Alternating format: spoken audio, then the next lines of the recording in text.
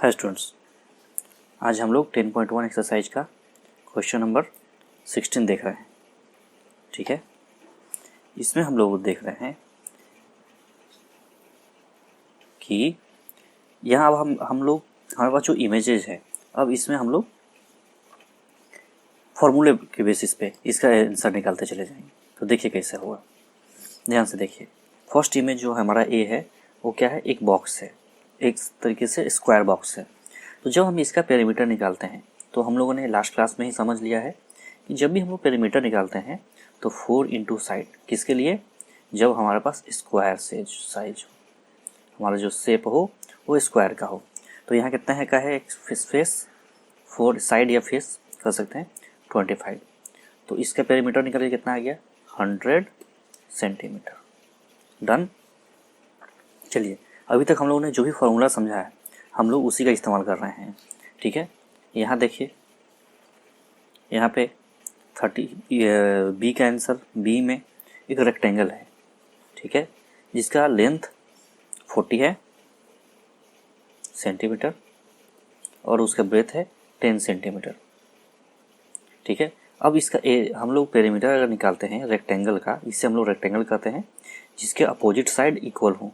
2 into length plus breadth, 2 कितना हो जाएगा, लेंथ हमारा 40 और ब्रेथ हमारा 10। इसका आंसर कितना आ जाएगा, 100 सेंटीमीटर। ठीक है,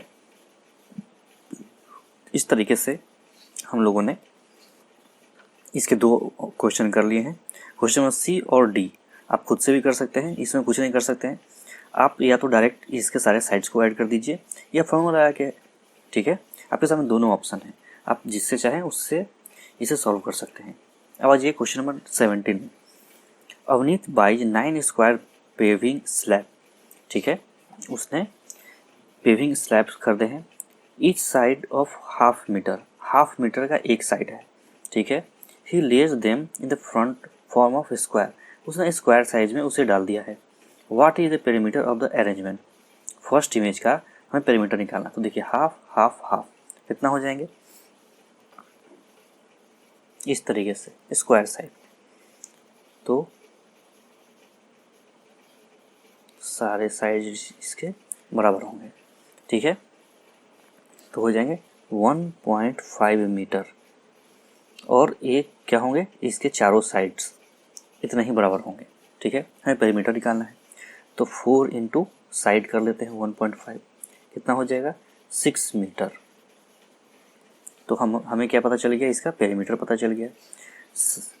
सारी does not like this arrangement, सारी कोई उसी की बहन हो सकती है, उसे अरेंजमेंट समझ में नहीं आया। सी गेट हिम टू ले them out of like a cross, what is the perimeter of arrangement. तो देखिए, अगर हम लोग इसके इमेज को चेंज भी कर देते हैं तो उसके पेरीमीटर में कोई फ़र्क नहीं पड़ने वाला है। ठीक है, आप इसे ऐड कीजिए और हम लोग अगर इसे ऐड भी करते हैं तो इसमें वैल्यू क्या होने वाले हैं, same. Which has greater perimeter, obvious से बात है कि जब सेम ही इमेज है उसके पेरीमीटर कैसे डिफरेंट हो जाएगा। ठीक है, हम लोग इसे भी चेक कर लेते हैं। देखिए, हाफ हाफ 1 1 1 और 1। ठीक है, तो इसके कितने साइड हो गए, देखिए, हाफ हाफ हाफ हाफ 2 1 2 3 4 5 6 7 8 8 और 2 10। अरे इसमें तो इसका पेरीमीटर बढ़ गया।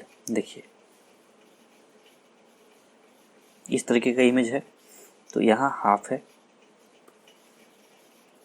ए 1 है, इधर 1 है, 1 1, ए हाफ है, ए हाफ और ए हाफ, इसका वैल्यू 1 1।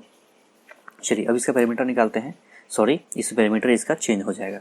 कैसे, देखिए, मैं इसके सारे साइड से ऐड कर लेता हूँ। 1 1 3 4 5 6 7 और 8 8 मीटर तो यही हो गया और यहाँ से हमारे पास जो 2 यहाँ से निकल के आ जाएगा प्लस 2, कितना हो जाएंगे 10 मीटर। तो हमें पता चला कि जो सेकंड केस है हमारे पास, जो साड़ी के केस में, यहाँ पे इसका वैल्यू हमें ज़्यादा मिल रहा है। कितना ज़्यादा मिल रहा है, 4। Avneet wonder if there is the way of getting an even greater perimeter, can you find a way doing this? The paving slab must meet along completed edges that is there cannot be broken। तो हमें इस तरीके से और भी क्या इसका use करके इससे भी बड़े पेरीमीटर का हम लोग वैल्यू निकाल सकते हैं। हाँ, निकाल सकते हैं।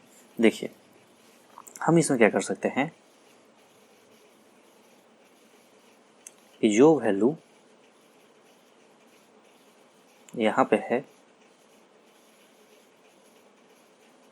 जो बॉक्स यहाँ पे है, इस बॉक्स को निकाल के हम लोग यहाँ पर लगा सकते हैं इधर इधर, तो हमारे पास इसका पेरीमीटर ज़्यादा दिखेगा। चलिए ठीक है, अब नेक्स्ट क्वेश्चन की ओर बढ़ते हैं। अब आते हैं हमारा न्यू कॉन्सेप्ट एरिया। अब मुझे ज़रा ये समझाइए, यहाँ पर एक लीफ है, इस तरीके से कोई एक लीफ है, मान लीजिए कि इस तरीके से पत्ता है ग्रीन कलर का, ठीक है, और यहाँ एक बल्ब, जो हम लोग क्रिकेट का बॉल है उससे खेलते हैं, क्रिकेट बॉल है, बल्ब नहीं बॉल ले लिया हमने। अब मुझे समझाइए कि इन दोनों में से बड़ा कौन है। आप कैसे पता कर सकते हो कि इन दोनों में से बड़ा कौन है? चलिए अगर मैं इस पत्ते को भी ना लूँ तो एक और बल्ब लेते हैं, इस तरीके से बल्ब है। अब मुझे बताइए कि इन दोनों से बड़ा कौन है। तो आप बोलोगे कि इसमें तो पेरीमीटर निकाल लेंगे तो हमें पता चला कि ये बड़ा है और इससे छोटा है, ठीक है। मगर हो सके तो अगर इन दो इमेजेस में एरिया के बेसिस पे, एरिया क्या होता है इसके अंदर के जगह, उसे हम लोग क्या कहते हैं एरिया। इसने जो जगह लिया किसी भी प्लेस पे, किसी भी जगह पे, उसे हम लोग क्या कहते हैं एरिया कहते हैं। आइए समझते हैं। The amount of surface enclosed bye A close figure is called area. Area किसे कहते हैं? जब किसी क्लोज फिगर को हम लोग क्लोज करते हैं, ठीक है, क्लोज इमेज को हम लोग देखते हैं, जैसे कि बल्ब है, इसने कुछ एरिया कैप्चर किया अपने अंदर, कुछ जगह इसने एक्वायर किया, उस जगह को ही हम लोग कहते हैं एरिया, ठीक है। उसी तरीके से फिर इसमें एक छोटा बल्ब है या बड़ा बल्ब है, जब ये कुछ जगह स्पेस लेता है, कोई कहीं भी कोई इसे अगर हम लोग रख देते हैं तो ये कुछ स्पेस ऑकर करता है, ठीक है, उसे ही हम लोग कहते हैं एरिया। इस तरीके से हमारे पास दो तीन तरह से है एरिया, जैसे बल्ब है या लीफ है, पत्तियां हैं, स्टार है या बॉक्स है, तो हम लोग देखते हैं कि इसमें अलग अलग तरीके से हम लोग इसमें कंपेयर कर सकते हैं, कोई किसका बड़ा एरिया है और किसका छोटा एरिया है। मेन पढ़ने का हमारा एरिया पढ़ने का हमारे पास एक ही और भी फ़ायदे हैं, जिससे कि हम लोग पता कर पाएँ कि कौन हमसे एरिया या सरफेस एरिया है या एरिया है, किसने ज़्यादा एरिया क्लोज किया है। जैसे देखिए which one has the larger area, कैसे पता चलेगा?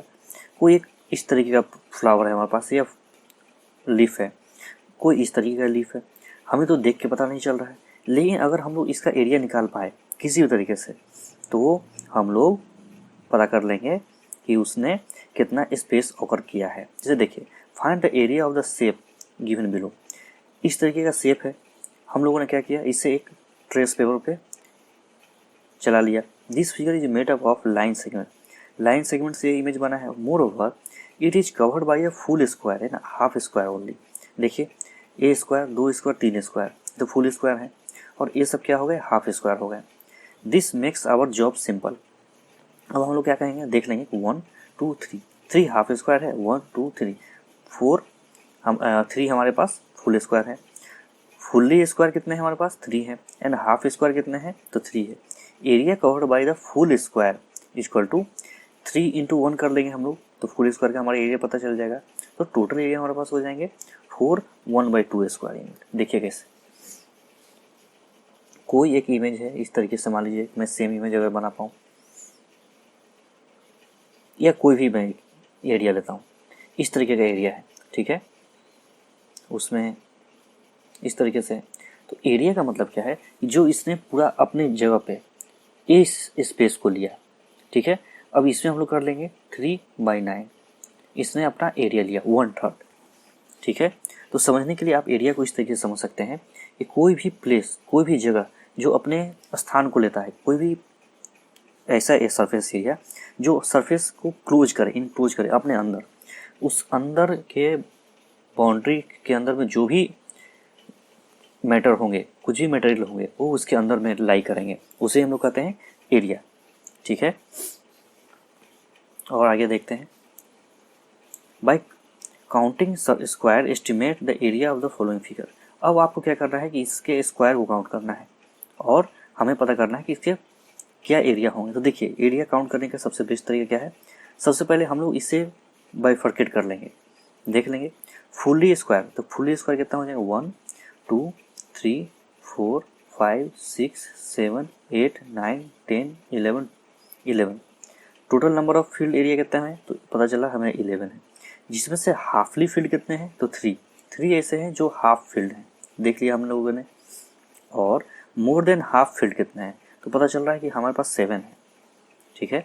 और लेस देन हाफ फील्ड कितने हैं तो लेस देन हाफ फील्ड 5 है, जिसे हम लोग काउंट नहीं करेंगे। और हम लोगों ने उसे काउंट कर लिया टोटल को, हमें पता चल रहा है कि इसका एरिया कितना है 19/1/2। जैसे मैं आपको समझाता हूँ, जैसे देखिए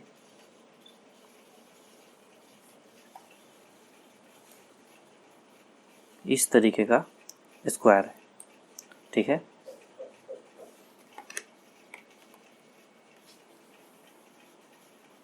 इस तरीके का स्क्वायर है, तो अगर हमें इसका एरिया निकालना है तो हम लोग क्या करते हैं, इसके साइड से इसके साइड को मल्टीप्लाई कर देते हैं, ठीक है। तो हमें इसका एरिया पता चल जाता है, ठीक है। क्या पता चल गया, इससे हम लोग कहते हैं साइड स्क्वायर। किस केस में, स्क्वायर के केस में, ठीक है। स्क्वायर के केस पे हमें इसका एरिया पता चल जाएगा, ठीक है। रेक्टेंगल के केस में हमें क्या पता चलता है, कोई भी लेंथ है और कोई भी ब्रेथ है, ठीक है। तो अगर हमें इसका एरिया निकालना है तो हम लोग इसके लेंथ और ब्रेथ को मल्टीप्लाई कर देते हैं, तो हमें इसका एरिया निकल के चला आता है। अभी बेसिकली आपको इतना ही दो मैं समझा रहा हूँ, और भी इसमें बहुत सारे एरियाज के हैं। बेसिकली आप इन दोनों को याद रखेंगे, नेक्स्ट क्लास में हम लोग यहीं से स्टार्ट करने वाले हैं, ठीक है। चलिए आज के लिए सेशन को इतना ही लंबा रखते हैं, इसको हम लोगों ने काउंट कर लिया।